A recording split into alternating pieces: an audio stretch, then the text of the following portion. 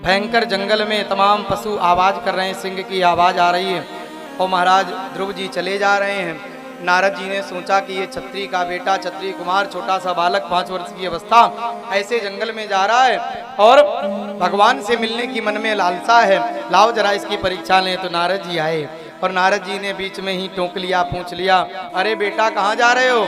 और जैसे देखा वीणा है, सुंदर सी जूड़ा है, सुंदर सा तिलक है, वाणी में नारायण का नाम है, जान गए आप नारद जी हो। चरणों में प्रणाम किया, हाँ हम नारद हैं बेटा, कहाँ जा रहे हो? भगवान से मिलने। कहाँ मिलेंगे भगवान? ये पता नहीं। भगवान को कभी देखा है, कभी किसी से सुना है, ये भी नहीं पता। कैसे साधना करोगे ये भी नहीं पता। नारद जी ने कहा भगवान तो नहीं मिलेंगे, बड़े बड़े पशु शेर मिलेंगे, तुम्हारा नाश्ता कर जाएंगे, भक्षण कर जाएंगे। डराया, शायद भयभीत हो जाए, डर जाए तो वापस चला जाए। ध्रुव ने कहा कुछ भी हो जाए मैं भयभीत होने वाला नहीं, मैं तो अपने भगवान से मिलकर के ही जाऊंगा। दृढ़ इच्छा शक्ति, संकल्प है, विश्वास है मन में। नारद जी ने कहा कि बेटा मुझे पता है कि तुम्हारी विमाता ने तुम्हारे साथ में बड़ा अपमान किया, तुम्हारे पिता ने भी तुम्हारा अपमान किया। मैं तुम्हारे पिता उत्तानपाद से बात करूंगा और तुम्हें आधा राज्य आदि गद्दी दिलाऊंगा, तुम वापस चलो। अब तो ध्रुव जी बड़े प्रसन्न हो गए, अभी मैं भगवान के मार्ग में निकला ही हूं और हमें आधी गद्दी देने की बात होने लगी। अगर भगवान मिल जाएंगे तो तब तो भला क्या होगा, है? अब बड़े प्रसन्न हुए, बाबा आप हमें गद्दी मत दिलाओ, आप तो कृपा करके ये बताओ कि भगवान का दर्शन कैसे होगा।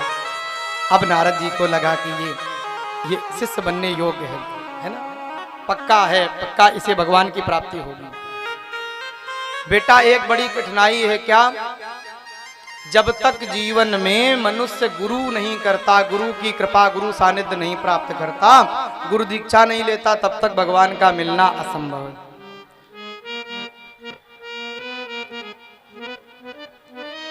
ध्रुव जी ने हाथ जोड़े, बाबा अब इस जंगल में, इस एकांत में, अर्धरात्रि में यहाँ पर हम गुरु कहाँ से लाएं? हैं? तो अब आप कृपा करो कि आप ही हमारे गुरु बन जाओ। गुरु और शिष्य का जो संबंध है वो बड़ा अद्भुत है ना। और आजकल की व्यवस्थाएं कुछ बहुत ज्यादा बिगड़ती जा रही हैं, गुरुओं की बड़ी भरमार हो रही है, चेला बड़े परेशान हो रहे हैं कि कौन गुरु करें, कौन ठीक है। गुरुओं की पहचान हम लोग ऐसे करने लगे कि जिनके बड़े आश्रम हैं, जिनके ज्यादा चेला हैं, जो ज्यादा पैसे वाले हैं, वही बड़े गुरु हैं। ऐसा नहीं, जो साधना में बड़ा है, जो भगवान से जुड़ा है और जो हमें भगवान से जोड़ने का प्रयास करे, वही गुरु होना चाहिए, है ना। कहा गया है गुरु करे छान के पानी पिए जान के, या ऐसा कह लो कि गुरु करे जान के पानी पिए छान के, जो भी, दोनों बातें। और हम समझ नहीं पाते, भीड़ भाड़ के चक्कर में बड़े आश्रम, बड़े चेला, ये सब देख दाख करके गुरुओं के चक्कर में फंस जाते हैं और बाद में फिर पछतावा होता है कि लो ऐसी बात हो गई, पता चला गुरुजी और कहीं पहुंच गए। चेला होना, गुरु को भी शिष्य बड़ा सोच समझ के बनाना चाहिए और चेले को भी, शिष्य को भी गुरु बड़े सोच समझ के बनाना चाहिए। एक शिष्य गया, एक व्यक्ति गया गुरुजी के पास, गुरुजी कुछ बताओ, कोई उपाय बताओ, कुछ भजन, कुछ क्या करें, कैसे भगवान कृपा हो। तो गुरुजी ने कहा क्या बताएं, तुम बेटा राम राम कहा करो, राम राम बोला करो। तो वो बोला कि अरे गुरुजी राम राम तो साधारण बात है, राम राम तो सब कहते थे, और कुछ ऊंचा बताओ। तो गुरुजी ने कहा तो फिर ऊंचा क्या बताएं, रामचरितमानस पढ़ा करो, पाठ किया करो, गोस्वामी तुलसीदास जी की रामचरितमानस। उसने कहा अरे रामचरितमानस तो साधारण बात है, और कुछ ऊंचा बताओ। गुरुजी ने सोचा हमें लगता कुछ ज़्यादा ऊंचा चेला मिल गया, तो फिर ऐसा करो कि भागवत का पाठ किया करो, सुना करो।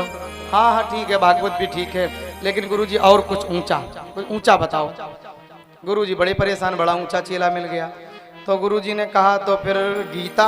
इसने कहा हाँ हाँ गीता कुछ ज्ञान का विषय, गीता बहुत विशेष है, बड़ी ज्ञानियों की बात है और हम भी बड़े ज्ञानी हैं, तो गीता ठीक रहेगा। तो गुरुजी ने कहा कि ऐसा है कि अब जो है गीता तो तुम्हें कल सुनाएंगे, अभी तुम्हें हम गीता का महात्म्य सुनाते हैं। और गीता के महात्म्य का पहला श्लोक गुरुजी ने सुनाया, वेदोपनिषदो जातो दोग्धा गोपाल नंदना। माने ये वेद और पुराण ये सब गायें हैं और इनको धोने वाले, निकालने वाले प्रस्तुत करने वाले दोग्धा गोपाल नंदना भगवान कृष्ण हैं। वेदोपनिषदो जातो दोग्धा गोपाल नंदना। और 1 घंटा गुरुजी प्रवचन गीता का करते रहे और ये बड़ा ध्यान लगा करके सुनता रहा और बार बार बीच बीच में कह दे वाह वाह वाह, हा हा हा, क्या बात। तो गुरुजी को भी लगे कि बड़ा ध्यान से सुन रहा है, हमें लगता है इसे बड़ी समझ में आ रही है। तो गुरुजी और ज्यादा 1 घंटे की जगह 1.5 घंटा प्रवचन देते रहे। और जब पूरा प्रवचन हो गया तो गुरुजी ने पूछा कि बेटा चेला समझ में आई गीता? तो उसने कहा कि गुरुजी समझ में आई, आप समझाते कम हम समझते ज्यादा है, हमें एक एक बात समझ में आई। फिर भी अगर कुछ ना समझ में आया हो तो कुछ पूछ लो, कोई बात हो तो पूछो, हम बता दें। चेला बोला गुरुजी ऐसा कुछ है ही नहीं जो हम समझ ना पाए, आप भले ही कम बताते हो हम ज्यादा समझते हो। गुरुजी ने कहा कि बेटा कम से कम हमारा कुछ सम्मान रख लो, कुछ भी पूछ लो। तो इसने पूछते पूछते पूछा कि गुरुजी सब कुछ समझ में आया, आपने जितना प्रवचन दिया एक एक शब्द अक्षरशः समझ में आया, केवल एक चीज समझ में नहीं आई। क्या? आप बार बार कह रहे थे दोग्धा गोपाल नंदना, दो गधा गोपाल नंदना, दो गधा गोपाल नंदना, तो हमें ये समझ में नहीं आया कि ये 2 गधा कौन थे। अब गुरुजी ने सर पकड़ा कि अच्छा ये मूर्ख आदमी, हम कह रहे थे दोग्धा गोपाल नंदना, ये समझ रहा था 2 गधा।